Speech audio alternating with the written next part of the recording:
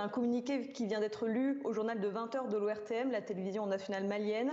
Et le gouvernement de transition accuse ces soldats d'être entrés illégalement au Mali, sans ordre de mission.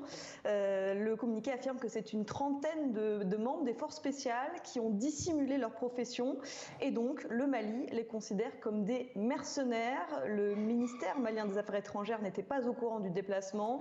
Le dessein funeste était de briser la dynamique de la refondation et de la sécurisation du Mali, a déclaré le porte-parole du gouvernement, le colonel Abdoulaye Maïga, qui dénonce une atteinte à l'intégrité du territoire malien. Il affirme que les 49 interpellés ont été mis à la disposition de la justice, que leurs armes et leurs équipements ont été saisis et que tout cela a été fait à l'insu du gouvernement ivoirien, que ces hommes sont venus à l'insu du gouvernement ivoirien et que les deux États, le Mali et la Côte d'Ivoire, collaborent ensemble aujourd'hui. Pourtant, Christelle, tout au long de la journée, c'est une autre version qui a été annoncée.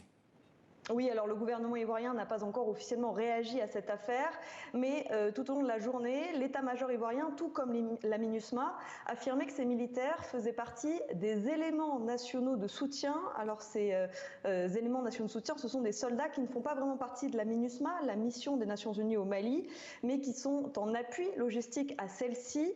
Et bien selon cette version qui avait été avancée pendant la journée, ces 49 soldats ivoiriens devaient être déployés à l'aéroport de Bamako dans le cadre d'une relève.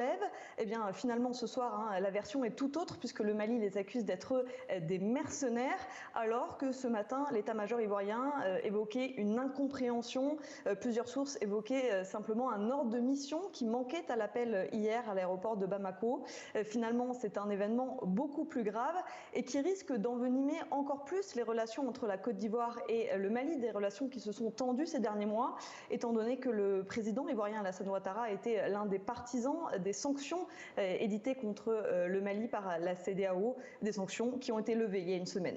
Christelle Pierre, correspondante TV5 Monde en Côte d'Ivoire. Merci Christelle pour ces précisions.